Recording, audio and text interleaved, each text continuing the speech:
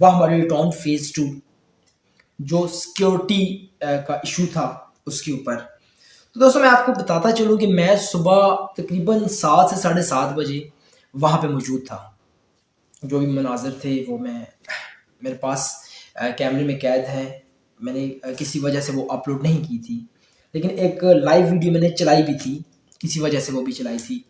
اور جس ٹائم میں وہاں پہ پہنچا، اب میں آپ کو صورتحال بتا رہا ہوں کہ ہوا کیا. دراصل پورا دن میں ہوا یہ کہ جس ٹائم میں وہاں پہ پہنچا اس ٹائم پہ سب سے پہلے جو روم میں کچھ سپروائزرز تھے یا جو بھی سینئرز تھے وہ روم میں موجود تھے، اور جتنے بھی گارڈ تھے جو رات کو ڈیوٹی کر کے وہاں پر آئے، اور کچھ وہ تھے جن کی ڈے سٹارٹ ہونی تھی، مطلب مارننگ کے ٹائم پہ جو آتے ہیں وہ سیکورٹی گارڈ بھی وہیں پہ تھے. تقریباً 80 یا 60 کے قریب، 60 سے 80 کے درمیان کچھ فگر ہوگا جو گارڈ تھے اس وقت وہاں پر، اور سب کے پاس ڈنڈے اٹھائے ہوئے تھے. اور یہ سارے جو ہے وہ دفتر کے سامنے وہاں پہ کھڑے ہوئے تھے. جو انجمن تاجران جناب الفت صاحب کا جو دفتر ہے وہاں اس جگہ پہ کھڑے ہوئے تھے. اوپر کیونکہ وہ ڈبل پورشن ہے، اوپر وہ سیکورٹی کا آفس ہے اور نیچے جو ہے وہ حبیبی رینٹ اے کار جو الفت صاحب کا دفتر ہے وہ دفتر ہے. اس کے سامنے بڑی ایک بھیڑ بنی ہوئی تھی. مجھے 6 بجے کال آئی اور مجھے بتایا گیا کہ سر اس طرح سے یہ معاملات ہیں اور سیکورٹی بڑی غصے میں ہے، اور یہاں پہ تو جو معاملات ہیں وہ تو سنبھالنے والے نہیں ہیں. یہ سمجھ نہیں آ رہی لوگوں کی یہ کیا کریں گے کیا نہیں کریں گے. تو 6 بجے تقریباً مجھے کال آئی اور 7 بجے میں وہاں پہ تھا. اور میں نے کیا دیکھا کہ ایک بزرگ تھے، ان کو کوئی ناک پہ اور ہاتھ پہ ڈنڈا لگا تھا اور ناک بھی غالباً زخمی تھی، میرے پاس ویڈیو میں موجود ہے. اور ساتھ میں ایک لڑکا تھا جو میرے خیال تک وہ کوئی سینئر تھا، وہ بھی سپروائزر تھا یا جو بھی تھا، اس کا بھی ہاتھ پورا زخمی ہوا تھا. اس کو بازو کے اوپر کسی نے ڈنڈا مارا تھا. ایک دو اور بھی تھے لوگ جن کو لگی ہوئی تھی، لیکن سمجھ میں مجھے نہیں آ رہا تھا کہ معاملات کیا ہیں. ابھی تک میں نے وہاں سے پوچھ تاچھ کی کہ کیا معاملات ہے کیا ماجرا ہے، تو مجھے پتہ یہ چلا کہ الفت صاحب کا نمبر جو ہے وہ پک نہیں کر رہی، اور جو یہاں کے سربراہ ہیں جو ہمارے سینئر ہیں وہ یہاں سے جا چکی ہیں. تقریباً 1 بجے تک تو یہی ہمارے سامنے معاملات تھے. 1 بجے تک تو ہم بھی ٹرائی کرتے رہے. پیچھے کی کہانی کچھ اور تھی، وہ میں آپ کو بعد میں بتاتا ہوں. لیکن ہوا کیا اس وقت، کیا سچویشن تھی جس وجہ سے مجھے بھی میسج آ رہے تھے بار بار اور کالز آ رہی تھی کہ ابھی کہ آپ نے جو ویڈیو لگائی ہے وہ سراسر غلط ہے. اور جس ٹائم سارے معاملات سامنے آئے تو مجھے بھی لگا کہ واقعی میں یہ ویڈیو غلط ہو گئی مجھ سے. بہرحال صورتحال ایسی تھی. اچھا اس کے بعد ایسا ہوا کہ یہ لوگ وہاں دروازے کے سامنے کھڑے ہو گئے، جتنے بھی گارڈ تھے، اور جو 4-5 لوگ تھے سینئر جو تھے وہ روم میں، انہوں نے خود کو بند کر لیا. لوگوں نے وہاں پہ لاٹھی چارج شروع کر دیا، دیواروں کو ڈنڈے مارنے شروع کر دیے، دروازوں کو ڈنڈے مارنے شروع کر دیے. ایون کہ اندر بھی جس ٹائم پہلے ساتھ یہ اندر گئے وہاں پہ بھی توڑ پھوڑ ہوئی. وہ بھی ویڈیو میرے پاس موجود ہے، میں آپ کو دکھاتا ہوں. تو تھوڑی دیر میں نے ان سے بات چیت کی جو نیچے کھڑے ہوئے تھے. میں نے کہا چلیں اس کو بیٹھ کے معاملے کو حل کرتے ہیں، دیکھتے ہیں کیا ہوگا کیا نہیں ہوگا. لیکن یہ ہے کہ الفت صاحب کے آنے سے قبل آپ یہ سارے جتنے بھی اپنے اپنے تخمینے لگا رہے ہو یہ نہ لگاؤ. معاملات کچھ اور بھی ہو سکتے ہیں، تھا بھی کچھ ایسا ہی. پھر ہم لوگوں نے ان لوگوں سے بات کرنے کی کوشش کی جو روم کے اندر تھے. میں وہاں پہ گیا، وہ لوگ دروازہ نہیں کھول رہے تھے. تھوڑی دیر میرے وہاں پہ کھڑے ہونے پہ ان کے کچھ ساتھی تھے، بھائی تھے وہاں پہ کھڑے ہوئے تھے. انہوں نے بتایا جی یہاں پہ یہ صرف ایک صحافی ہیں، یہ کھڑے ہوئے ہیں اور یہاں پہ کوئی بھی نہیں، آپ دروازہ کھولے بات چیت کریں، مسئلے کا حل نکالتے ہیں. 5 سے 10 منٹ کے بعد انہوں نے دروازہ کھولا. میں اندر گیا، روم کی حالت دیکھی، ویڈیو بھی بنائی. اس کے بعد ان لوگوں سے ان کا میں نے حال دیکھا. وہ بازو پہ ایک لڑکی کو لگی ہوئی تھی اور ایک بزرگ تھے وہاں پر جن کو میں کہتا ہوں کہ شکر ہے کہ ان لوگوں نے اس ٹائم پہ دروازے کو بند کر دیا تھا. کچھ شرمگیز بیچ میں ہوتے ہیں جو ان چیزوں کو جو ہے وہ بڑھاوا دیتے ہیں اور معاملات کو زیادہ خراب کرتے ہیں، اور وہ بھی آپ کو سارے پتہ ہیں کون کون تھے، کیسے کیسے لوگ تھے جو یہ سب کچھ کر رہے تھے. تھوڑی دیر کے بعد میں نیچے آیا. میں نے لوگوں کو بتایا کہ وہ 2 ہی بندے ہیں اور وہاں پہ کوئی بھی نہیں ہے، کیونکہ 3-4 بندے جو ہے وہ آلریڈی پولیس لے کے جا چکی تھی. 15 پہ بھی میں نے کال کی تھی کیونکہ حالات آؤٹ آف کنٹرول تھے اس ٹائم پہ. وہ یہ لوگ پروٹیسٹ ایک الگ چیز ہے، یہاں پہ جو ہو رہا تھا یہ کچھ اور ہو رہا تھا. جو لڑکے تھے سارے ینگ جنریشن تھی، سارے ینگ لڑکے تھے. بیچ میں جو وہ ایک بزرگ تھے ان کو صوبیدار صاحب غالباً ان کو جو ہے وہ ناک پہ لگی ہوئی تھی، ان کو بھی اچھا بلا غصے میں تھے وہ بھی.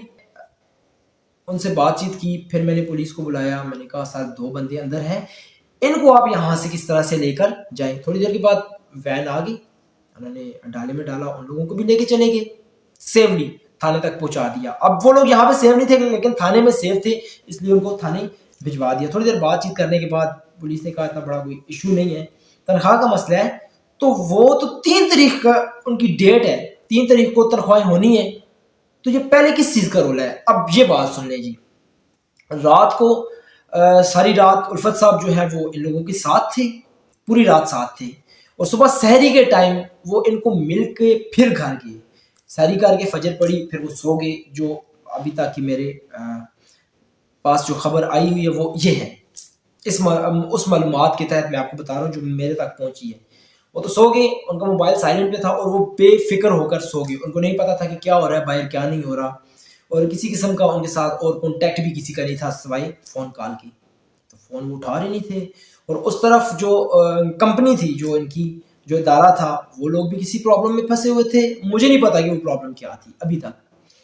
تو تقریباً 1 سے 1:30 بجے کے درمیان یہ لوگ سارے یہاں سے جی ٹی روڈ پہ گئے, اور ویڈیو میں آپ دیکھ سکتے ہیں کہ اس میں کون کون لوگ تھے جو ان کو لے کے جانے والے تھے. اور وہاں پہ جا کے پھر انہوں نے جی ٹی روڈ بلاک کر دیا. وہاں پہ پولیس اہلکار بھی آئے پوری طرح سے. تقریباً 9 منٹ تک روڈ بند رہا, 9 منٹ روڈ بند ہوا. اس کے بعد پولیس نے آ کے فوری طور پر اس معاملے کو حل کیا. وہاں پہ بھی کافی ساری گرما گرمی ہوئی لوگوں کی آپس میں, کافی مطلب لڑائی تک بات پہنچ چکی تھی. اللہ کا شکر ہے کہ زیادہ نقصان نہیں کیا, اور پولیس کے بر وقت پہنچنے پر معاملہ جو ہے وہ کنٹرول ہو گیا.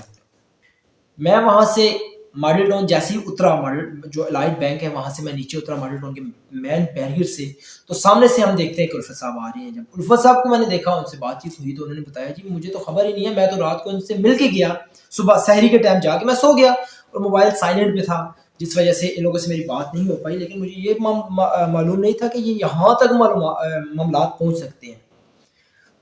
ساری چیز کے پیچھے ایک غلط فہمی تھی اور مس انڈرسٹینڈنگ تھی, جو یہ سارے معاملات بنے ہیں. اب چلتے ہیں جی گروپ کی طرف. جو وہ ماڈل ٹاؤن کا گروپ بنا ہوا ہے, اس گروپ کے اندر ایسے ایسے میسیج ہیں, لوگوں نے ایک دوسرے کو تنقید کا نشانہ بنایا. میں ایک چیز سمجھتا ہوں, آپ ایک محلے میں رہنے والے ہیں, آپ ایک سوسائٹی میں رہنے والے ہیں, آپ ایک ہیں, ایک تنظیم ہے, ایک دوسرے کے بھائی ہیں, اور ایک جگہ پہ اٹھنے بیٹھنے والے لوگ ہیں. جس ٹائم کسی کے اوپر مشکل وقت آتا ہے اس ٹائم پہ آپ لوگ کھڑے نہیں ہوتے. الفت صاحب کے ساتھ جو آج ہوا, میرے خیال تک وہ ایک زیادتی تھی, اور میں اس کی مذمت کرتا ہوں کہ یہ ان کے ساتھ زیادتی ہوئی. میں خود بھی کھڑا ہوا تھا تب تک ساتھ, جب تک کہ کوئی کسی قسم کا ہمیں کوئی پکی بات نہیں ملی کہ معاملات کیا ہیں کیا نہیں ہے, کیونکہ کسی طرح کا ہمیں ان کے ساتھ کوئی رابطہ نہیں تھا, نہ ٹیلی فونک رابطہ تھا, نہ اور کوئی ذریعہ تھا ان سے بات چیت ہونے کا. تو اس ٹائم تک تو ہمیں بھی لگ رہا تھا کہ بھائی بہرحال ہم نے کسی قسم کی کوئی کارروائی نہیں کی. ایک لائیو ویڈیو میں نے چلائی ہے جس پر لوگوں نے مجھے کہا کہ بھائی آپ نے یہ غلط کیا. الفت صاحب ایک اچھے انسان ہیں, نو ڈاؤٹ. میں نے ایک ویڈیو لگائی ہے اور اس پر میں شرمندہ بھی ہوں کہ میں نے وہ غلط کیا, لیکن اس میں نے کہیں پہ بھی ایسا نہیں کہا کہ الفت صاحب نے غلط کیا یا کمپنی نے غلط کیا, یا کسی پہ بھی میں نے کوئی سوال نہیں کیا. جو لوگوں کا ایک سوال تھا, لوگوں کا اوپینین تھا, وہ لوگوں نے رکھا. کوئی بات نہیں, آپ بادشاہوں کے پیچھے بھی باتیں سنتے ہیں, لیکن ماڈل ٹاؤن میں اگر کوئی شخص ماڈل ٹاؤن کے بارے میں سوچ رہا ہے تو وہ واحد ہے الفت بھائی.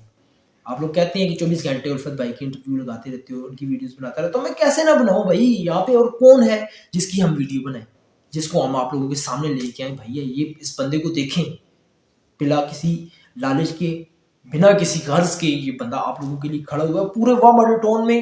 جب بلال کا آپ کو یاد ہوگا, بلال کی جس ٹائم پہ موبائل سنیچنگ کا وہ واقعہ آپ کو یاد ہوگا, جو جس بچے کو شوٹ کیا گیا تھا, گن پوائنٹ پہ اس نے موبائل چھینا اور اس کا وہاں پہ اس کو فائر کیے گئے تھے, وہ معاملہ آپ کو یاد ہوگا. اس کے بعد جو ماڈل ٹاؤن میں موبائل سنیچنگ, بائک سنیچنگ اور اس طرح کی رابریز عروج پہ پہنچ چکی تھی, اور ایک بہت بڑا قدم پورے واہ کینٹ کو اس بات پہ فخر تھا کہ آپ لوگوں کے لیے ایک بہت اچھی اپرچونٹی لے کے آئے ہیں اور اس میں بھی آپ لوگ جو ہے وہ ان پہ تنقید کر رہے ہیں کہ یہ ایسا ہے ویسا ہے. بھائی صاحب میں آپ کو ایک بات بتا دوں، ایسا بندہ آپ کو نہیں ملے گا.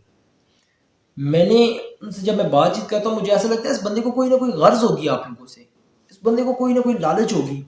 بہرحال خدا گواہ ہے، میں تو جب ساری چیزوں کو دیکھتا ہوں تو اس کے پیچھے کہیں سے بھی کوئی ایسا ان کو فائدہ نہیں ہو رہا ہوتا، کسی قسم کا ان کو کوئی مفاد نہیں ہوتا، پھر بھی وہ ان چیزوں میں گھستے ہیں. تو میں اکثر ان سے کہتا ہوں کہ سر یہ آپ کیوں کرتے ہیں، اس کے پیچھے وجہ کیا ہے؟ تو وہ کہتے ہیں بھائی مجھے میں نہیں کرتا، مجھ سے میرا اللہ کرواتا ہے. اچھے کام کرتا ہوں میں، اور آپ لوگ بھی یہ کام کر سکتے ہیں. بہرحال آپ لوگوں کو موقع نہیں ملتا، اس کی وجہ یہ ہے کہ آپ لوگ اپنے ذہن سے ایک دوسرے کے خلاف جو بغض ہے وہ نہیں ختم کرتے.